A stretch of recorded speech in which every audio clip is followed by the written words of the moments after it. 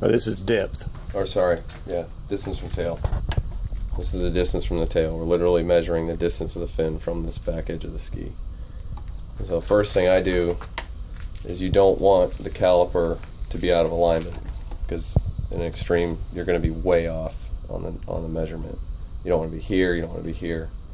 So when I hold this up, I keep this basically in plane with the fin, and that's going to make sure I'm hitting the head of this as square to the back of the fin as I can. And then I'm pushing down my thumb here to keep the back side of this caliper flat on this flat spot right here. Okay, so if I've got that aligned, slide forward, I'm going to get a very repeatable measurement. So I'm 846, 850, 844, 845. See that? So one of those I was probably a little bit up or down, but you just want to do that a bunch of times and try to get the same number. 8455. Okay. We shaped this whole thing back here as pretty flat and square so that it is repeatable. It's not a big radius that the caliper wants to do this a lot. So for length, you just try to catch the leading edge of the fin right where it's intersecting the ski, and same thing on the back. I don't use jaws, because if the tunnel's different on a ski, you just get a completely different number. So this would be using jaws. You see people report numbers like on goods with jaws. But with tips, kind of keep the back of this part of the caliper flat on the tunnel, and you just catch the very leading edge of the fin, and then slide back, same thing on the tail, come forward, 6990, 6993, 6993. Pretty close. In depth, you're just same idea. You want the head of the caliper here to square up on the bottom of the ski, because if we're racked out at all, you're going to get a different number, right? So hold this down flat on the fin, and I use my thumb to push it up against the bottom, kind of flat. And I'm just sliding in to catch the depth. 2525 or 2524, 2526, 25255. So that's it. Okay. And you've got, for loosening, I'll crack all three,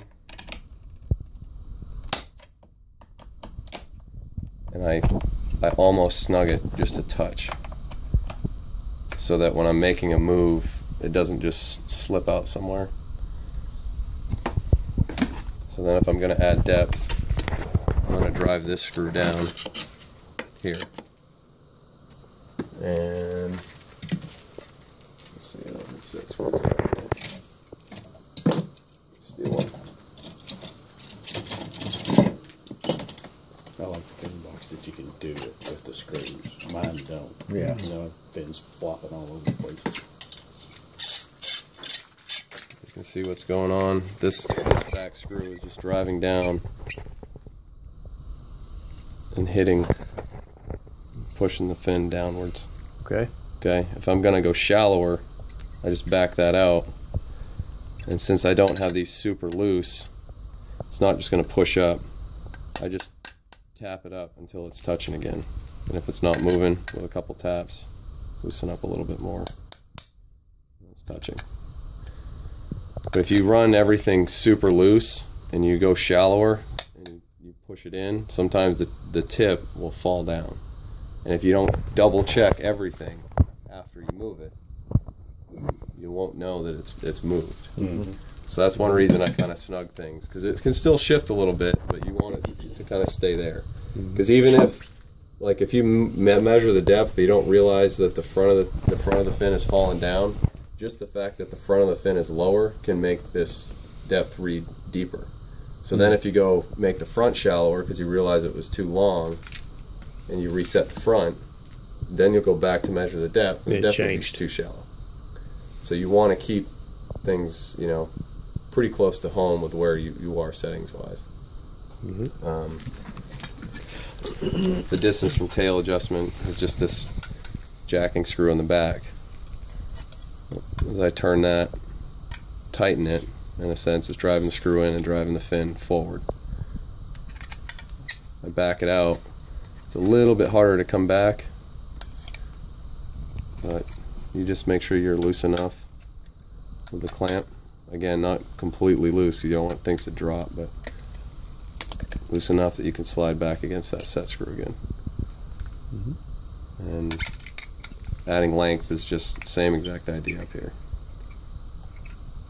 Just pulling that, or taking length out would be backing that screw out and sliding that fin back up.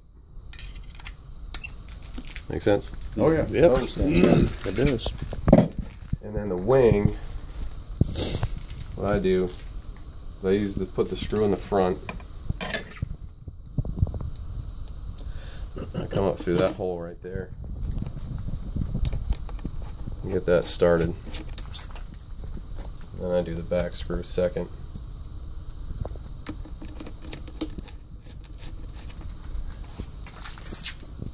And then because of this fin has the wing location sitting a little deeper, some gauges, like these gauges, I think reach just about, yeah.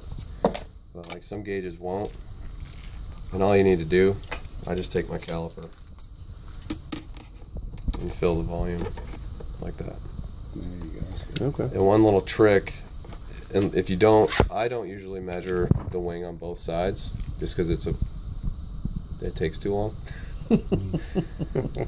But what I do know is that I like my heel side turn to be a little bit faster and the tail to be a little bit higher, and there's about a half a degree to a degree of slop in the way that the screws will clamp tight. So I always, when I'm clamping the fin, I basically will set the wing for the heel side to its highest point and the heel side to its lowest. So in a sense, your heel side turn's got a half a degree less wing than your on side, just to be consistent with it. So for me, I'm always, say, setting the angle on this side here, and I'm pulling the wing on the opposite side this direction to try to rotate it like this, because that makes this side have less wing angle than. So with right foot forward, needed to pull the other side. Basically the opposite. So right foot forward, I'd come over here, I'd set my angle for your one ball turn basically, and then I'd make sure that the wing is, the tail of the wing is You're pulling down. it that way as you're going to tighten it. Right. Okay. And it's not that it's perfect or right or anything, it's just a method to be repeatable and consistent. Because you might go out, make a move to fix your heel side turn, right? But you aren't paying attention to the wing. For you as a righty, that's under control of the ski during the heel side turn on your 2-4-6, and you might make a depth adjustment, let's say, expect a certain result, but arbitrarily the wing went a degree steeper than you were before. So when you make adjustments, always need to check the wing. Yeah. I mean, it's commonplace. Like I always pull when I'm just, if I'm on the back of the boat tweaking, I don't really move the wing, but just to save time. But when I'm in trying to make a known adjustment and take my time, I take the wing off, make sure I can measure the depth perfectly, record it, and then mount the wing. And like I said, I just make sure I'm always a little flatter on the heel side with the wing. And you could go the other way, you know, maybe that's something that works for you, but for me, I've always had better luck. If I had too much wing, I tend to drop the tail way too hard when I push on the ski on my 135. So a little bit less wing lets the nose stay down. If you push the ski, it just can keep tracking the center. Very cool. That's that.